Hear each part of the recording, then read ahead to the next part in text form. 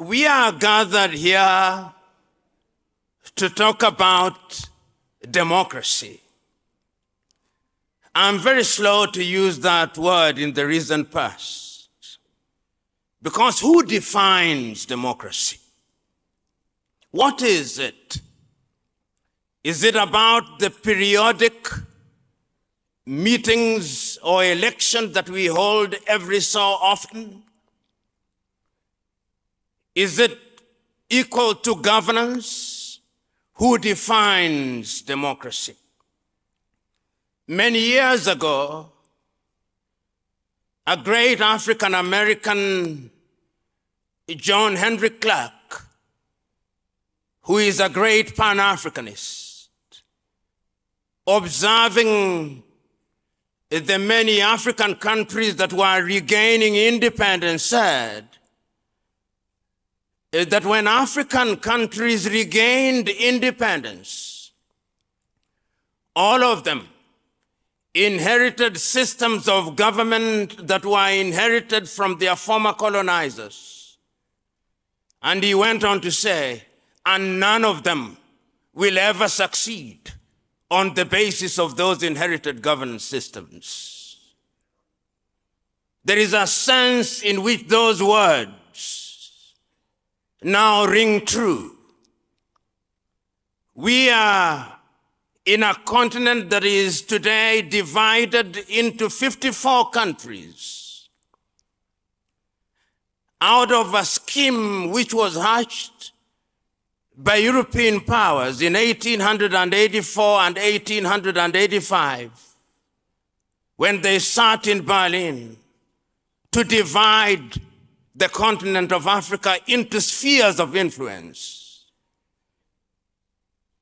into hunting grounds. The British had their hunting ground, the French did, the Belgians did, the Italians did, the Germans did, the Portuguese did. Then, of course, we resisted them, and they appeared to leave, and we celebrated. But the question is, did they leave? And if they leave, if they left the continent in which they lived and still are living, what impact did they have? Is the impact still with us? Have we liberated ourselves? And why did we drive them away?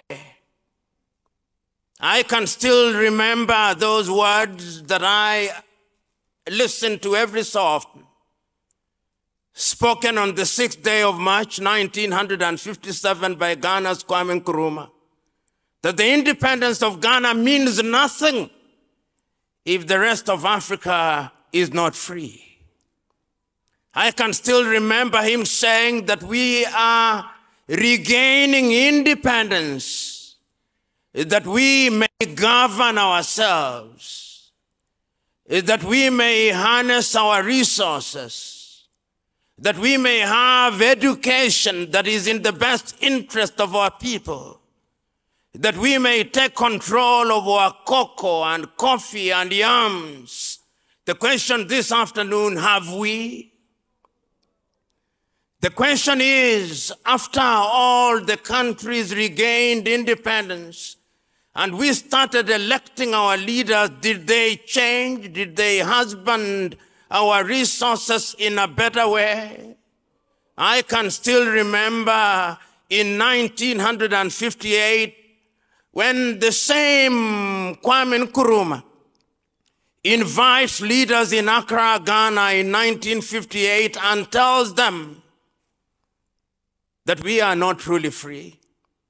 There is another project that has inherited colonialism. It is neo-colonialism. And I can remember him moving 2 years later in Casablanca, Morocco, and telling his audience, this independence that we think we have regained, we will lose it.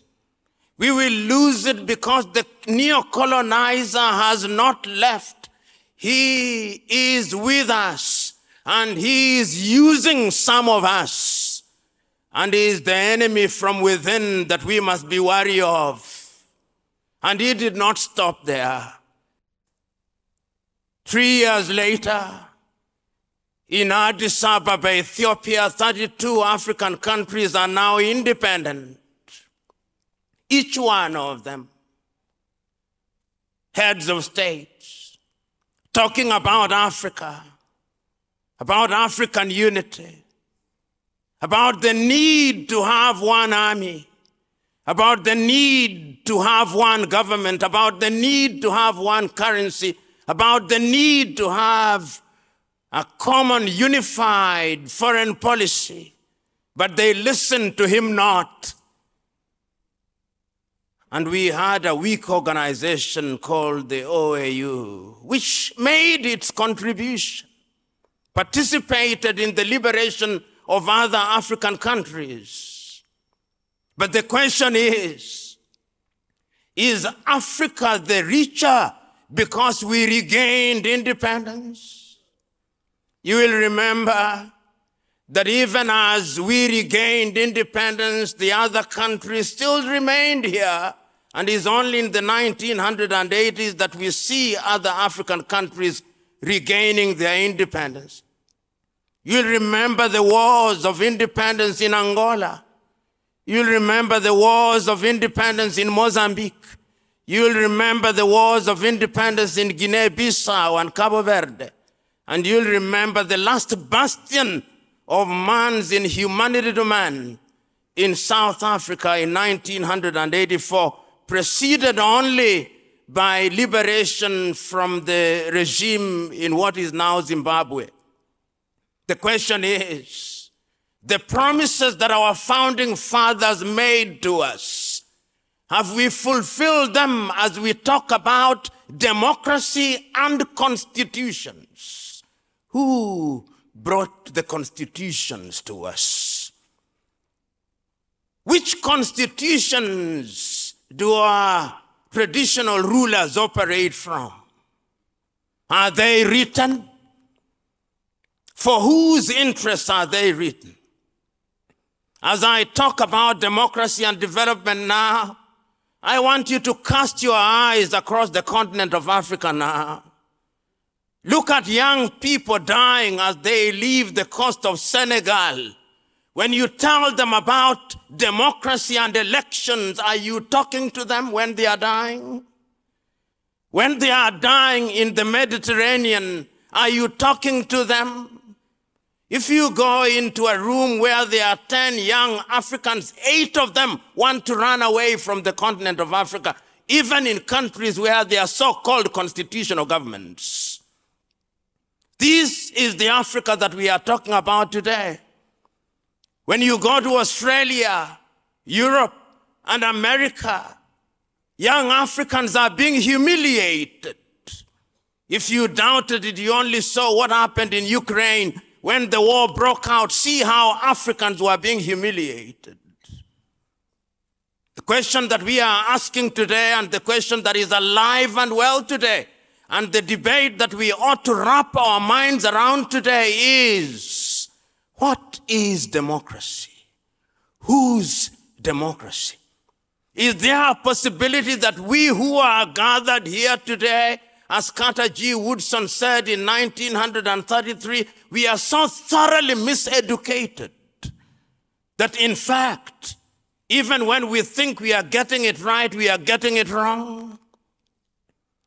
Is it a possibility that one of the things that we must do in assemblies such as this and at all times is to unlearn some of the indoctrination to which we have been subjected, so that we may learn things that can help the continent of Africa? How is it that every time we think that we have diagnosed the disease properly and that we have a new antidote, when we apply that antidote, a new wound appears? How is it? How is it that when we regained independence in 1960, it started with coup d'etats, and as we speak now, we have coup d'etats. If our memories are not serving us well, don't you remember that no sooner had Congo regained independence in 1961 than there was a coup d'etat and Patrice Emery Lumumba was killed?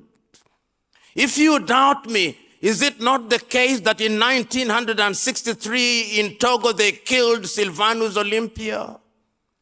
If you doubt me, is it not the truth that in 1966 they overthrew Kwame Nkrumah? Is it not the truth that in this country they took away the government of Nnamdi Azikiwe and Abubakar Tafawa Balewa in 1967? Is it not true that they eliminated Modibo Keita in Mali? That they took away Ahmed Ben Bella in Algeria?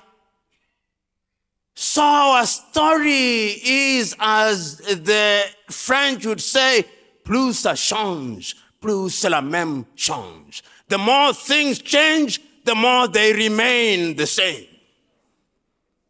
And if that is the case, we must ask ourselves uncomfortable questions, which will give us uncomfortable answers. Many times we don't want to ask those uncomfortable questions because we know the answers and we do not want to hear the answers. And we are assembled here to remind ourselves that the reason why we lament about Africa is that it appears that the systems of governance that we inherited and that we have been deploying for our benefit continue to put us at the foot of the ladder. We do not complain because there have been no changes and improvement in our circumstances. In certain cases, there have been. But as Uganda's Yoweri Museveni says, and I agree with him, what is the point of fighting as to who is taller than the other when you are all dwarfs? This is the space in which Africa finds herself. So that the state of California in the United States of America has a GDP bigger than all the countries of Africa combined. This is undesirable. It is undesirable that a country which is great in prospect, for example, like Nigeria, with a population of 250 million, generates less power than Costa Rica, which has a population of 5 million and generates 3 times more power than Nigeria. It's undesirable. This is what we are talking about. We are talking about countries which have GDPs, which ought not to be the GDP that they have. And we are saying that this must be because of the systems of governance that we have. I heard His Royal Majesty so very keenly, and I agree with him. What must we do? What is the nexus between good governance and development? And what is development? I remember Julius Kambarage Nyerere saying in 1966 that when they come and tell us that development are roads and airports, we agree with them. But that is not the end of development. The beginning and the end of development is human resources, Mwalimu said. Mwalimu said, and I agree with him, you can build roads and destroy roads. You can build airports and rebuild airports. But when you build human beings intergenerationally, the airports that you destroy come out of their minds. So we must also redefine what development is.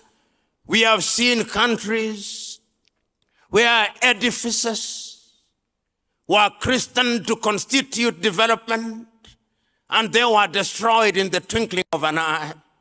But the human spirit is resilient and is constantly seeking liberation. The human spirit is constantly yearning for something to fulfill it. And that something is what sometimes we refer to as the social contract. That no man or no group of men who have arrogated to themselves the monopoly of knowledge and wisdom must never ever assume that they are God's gift to man, to govern and rule them as they will. That is the duty of men willingly to surrender their will to men that they may govern them. So the next thing that we must interrogate in Africa is who is the leader? Because we have too many individuals in Africa occupying offices who are not leaders, they are merely misleaders. And the time is now, therefore, to ask ourselves, and I can still remember your now immortal words, Honorable and Excellency President, in 2015, when you said so very ably that your ambition was not worth the blood of the people of Nigeria. When you spoke those words, I do not know what came to your mind, but you must have received a sudden enlightenment, because those words underlined the fact that men must know when to stop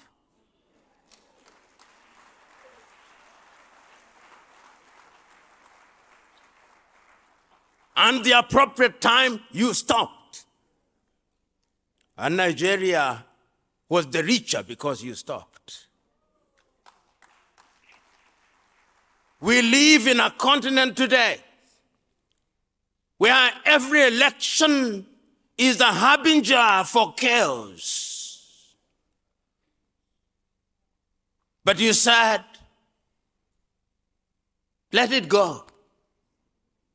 We have a saying in Kiswahili, asiyetaka kushindwa si mshindani. He who does not want to be defeated is not a contestant.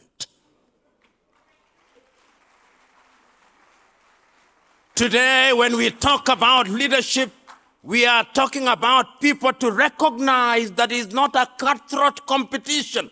Unfortunately, in Africa, leadership and the quest for it is a cutthroat competition where throats are actually cut. So we must also, in addition to define democracy and governance and leadership, ask ourselves, who is a leader? You know, many years ago as a young man, I watched a movie, which movie has stuck in my mind.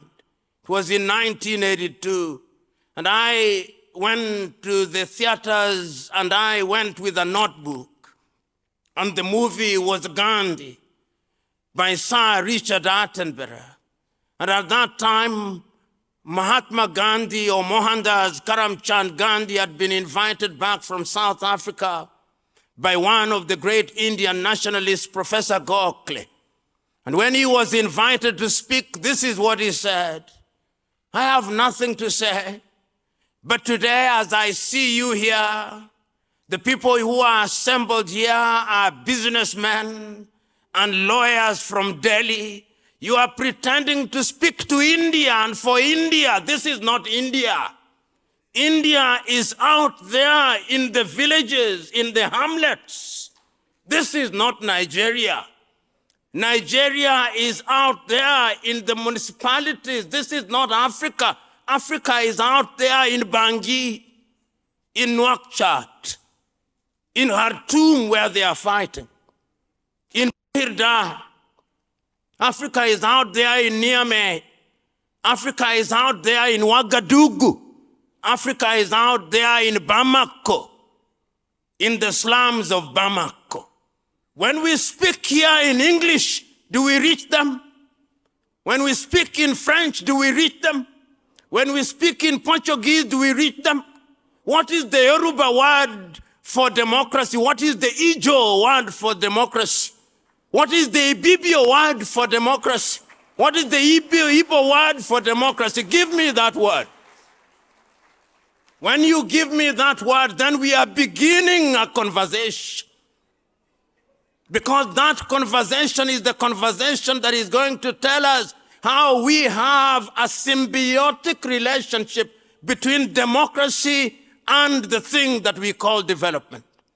You know, this mother continent, this continent that remains in the stage in which it remains, is a continent that continues to suffer even because of external factors. But we have blamed the others for too long. We must begin to blame ourselves. Oh, we have blamed the British, and they deserve to be blamed.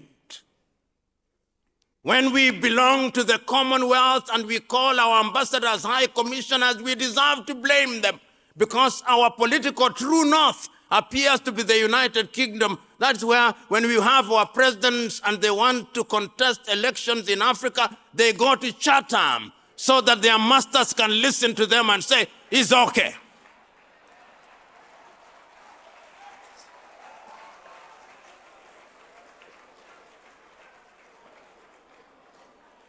So we can blame the British, and they deserve to be blamed. We deserve to blame the French, because before you are elected into one of their countries, you've got to go to Paris, and they've got to say, c'est la vie. Then they say, très bien. And then we know that you come back home and you are simply a manager of a plantation. And if you had any doubt about that, just see what is happening in Niger, when the French president says, I will not remove my ambassador. And Africa says nothing about it. And even when they say anything about it, they say it mutedly, and they sanitize their language lest they annoy Paris. And the same happens in Portugal. The same happens with the Belgians. I look forward to an Africa where things are done in the continent of Africa. And this continent of Africa has tried, and there is no shortage of individuals who have tried to link democracy and development. In our midst, we have leaders. We have the two former presidents here who served well.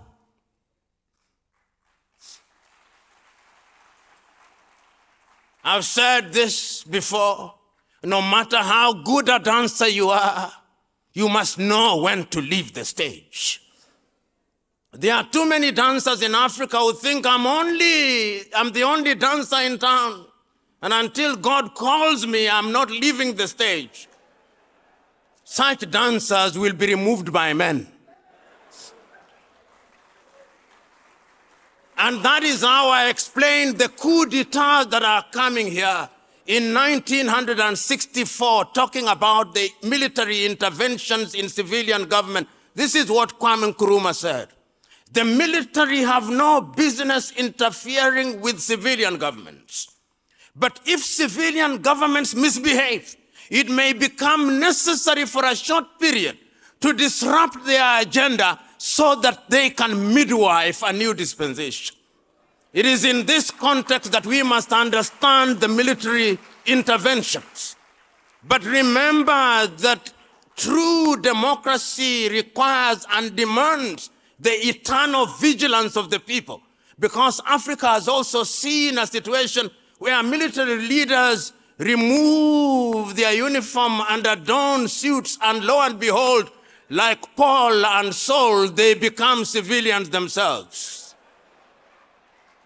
And therefore, it is important, even as we celebrate these military coups, to remind ourselves that they are merely midwives.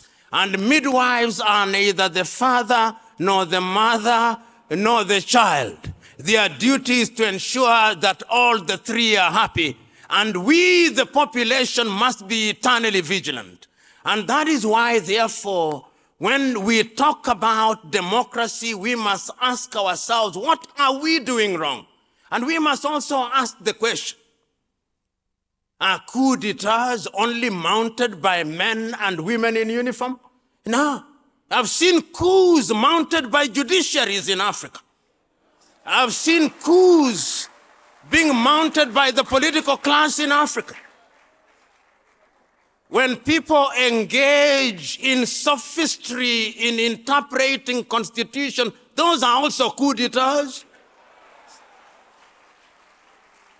And I would want us, therefore, as we talk about strengthening democracy, we must also talk about strengthening institutions, whether it is in Kenya, whether it is in Zimbabwe, whether it is in Nigeria, whether it is in Ghana. We must have a culture of respecting institutions. Sometimes in Africa, we behave as if institutions work on their own motion. No. Institutions are as strong as the men and women who occupy them. If you have wrong men and wrong women in office, no matter how strong the institution you claim to be strong, it will not perform, because the history of nature is one: garbage in, garbage out. And if that is the case, therefore, we who are gathered here and talking about governance, this is serious business. What we are talking about here is serious business. I want you to look at Africa now with me. In Sudan, in Khartoum, because of bad governance and absence of democracy, no schooling going on in Khartoum. If you are a university professor, no university to lecture at. There is no agriculture going on there. There are no health services going on there in Khartoum. The things that they built, they are destroying. It will take generations to rebuild Sudan. We are talking about development. In the health sector, all the children that ought to have been vaccinated will not be vaccinated, which means that all the disease that we had conquered will come back again, so that the health burden will be that heavy. No food is being planted, so that we'll once again be importing rice and wheat from Ukraine, which is at war. Look at the Sahel now. Mali is de facto divided into two, no agriculture going on. So that you will be importing chicken from Brazil, chicken. No agriculture. I'm talking about development, brothers and sisters. If we are sick because there is no research going on in our universities, no research. We receive medicine from India, from China, and we take the medicine by faith because we do not know what they contain. Our bureaus of standardization have no standards for these things. And if you doubt me, only recently we had syrup imported from India. How many children did it kill in the Gambia? We have no standardization. So we are talking about serious business in Africa. Go to the Democratic Republic of Congo, the eastern part of it, over 120 armed groups. The busiest airspace in the continent of Africa. The rest of the world is taking our resources. There is a new scramble for Africa. Today, Africa is a theater for other worlds. If the British have gone and they have not gone, if the French have gone and they have not gone, if the Portuguese have gone and they have not gone, if the Belgians have gone and they have not gone, Chinese are also here.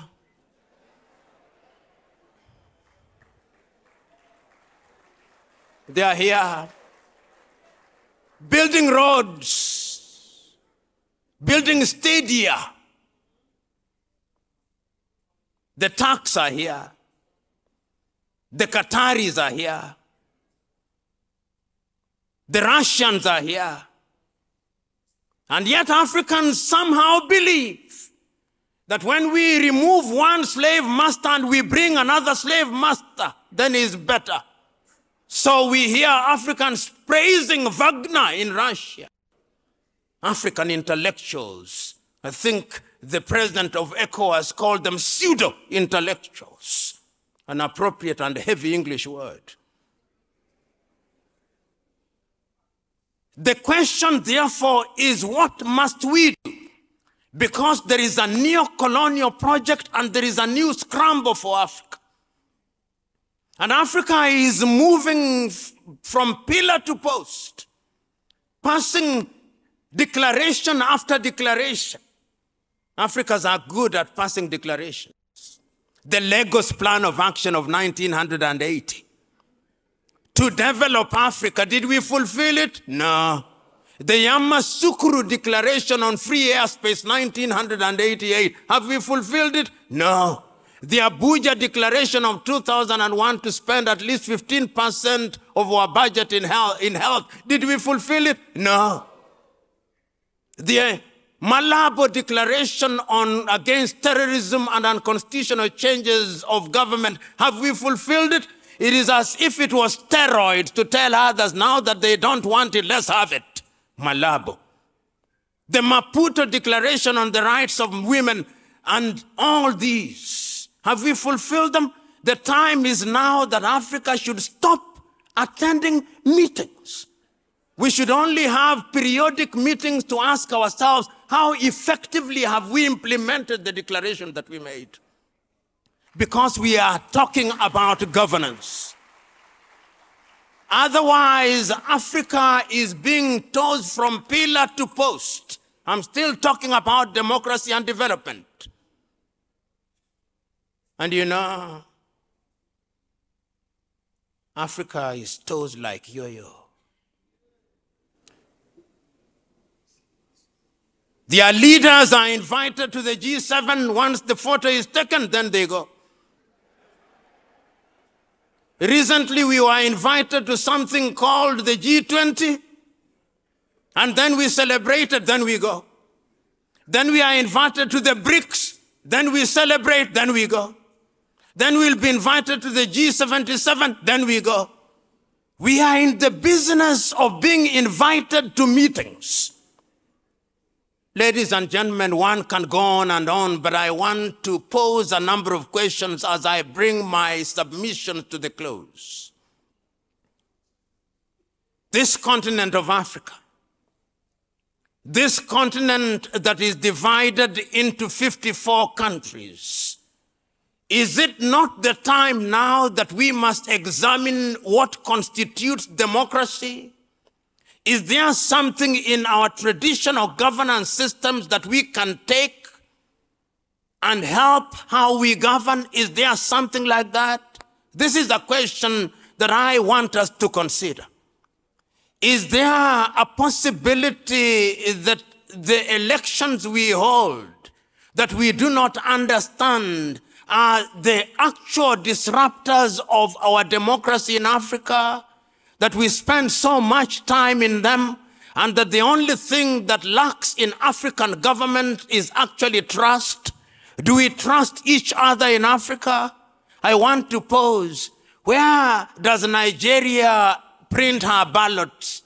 Is it in Nigeria? The answer is no. Does Kenya print her ballots in Kenya? No. Does Zimbabwe print her ballots in Zimbabwe? No. This is part of the problem. Trust. The third thing that we ask ourselves, do we prepare our leaders or young people to take over leadership in an environment that is understood by the population? Or we think that leadership is something that is God-given to us and must never surrender? The question is, can we learn from others? Can we learn from others and implement creatively? The fourth thing that we must ask ourselves, what can we do to create an environment where our resources are deployed in a manner that is understood by the society? These are the questions that I think ought to be alive in our minds. And I want to conclude with this. In 1997, the 6th day of March, the president of Tanzania, Mwalimu Kambarage Nyerere, was invited as a guest of honor on the occasion of the 40th anniversary of Ghana's independence. And this is what he said. He said, several years ago, Kwame Nkrumah told us to unite. We refused to unite. We did not want unity because we thought that unity would solve all our problems. No. But we knew that if we are united, then the world will begin to respect us. Because the world does not recognize our Tanzanianness or Ghanaianness or Nigerianness. The world only sees us as Africans. And the day we begin to make serious contributions in agriculture, in the science, in the arts, and in all other spheres of development, that is the day that the world will stop and begin to respect us. I commend to you, ladies and gentlemen, that we give meaning to those words of Kambarage Nyerere. He went on, that our generation had a divine duty to liberate the continent of Africa from the yoke of colonialism. In the process of doing so, we made many mistakes, but who among us is without error? You, the generation that now exists today, it is your duty to lift Africa from another pedestal. And you can only lift the continent by doing certain things that are required of you. It will be tiring. It will be painful. But of all the sins that we have committed, there is one mistake that we must never commit: the mistake of giving up. I'm urging you today, we must never give up. And I see Africa today, we have tried many things: Africa Agenda 2063, Africa Continental Free Trade Area. All these are efforts that are being made, and they can only happen in an environment where there is peace and tranquility.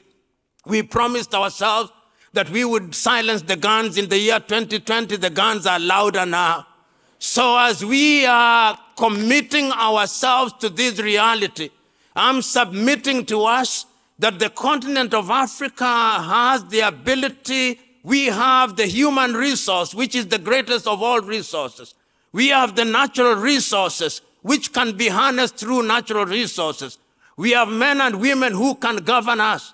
We have young men and women who are impatient. And if we are not very careful, this continent, which is great in prospect, will not realize our potential. The time is now. The time, therefore, is now. You leaders who are here, when you are seeking office, seek office that you may be servant leaders. The time is now. Those young men who are here, who allow themselves to be used as cannon fodder by individuals who seek public office on the basis of ill-gotten wealth, the time is now to reject their money. The time is now for Africans, wherever they are, to remember that development will never come unless we have good governance. The time is now that African institutions must not receive instructions from institutions outside of the continent. The time is now that we Africans must exercise the ghost of low self-esteem. The time is now that we Africans must not think that we are only good when we receive a seal of approval from heads of states of other countries. The time is now for Nigeria particularly to rise to the occasion. 1 in every 5 black men in the world is Nigeria. Don't let us down. Rise up and lead the continent. God bless you.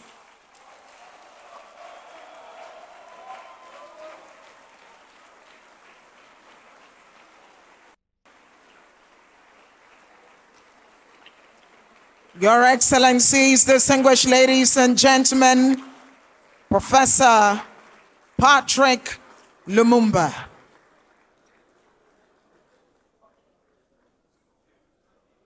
He was billed to speak for 30 minutes.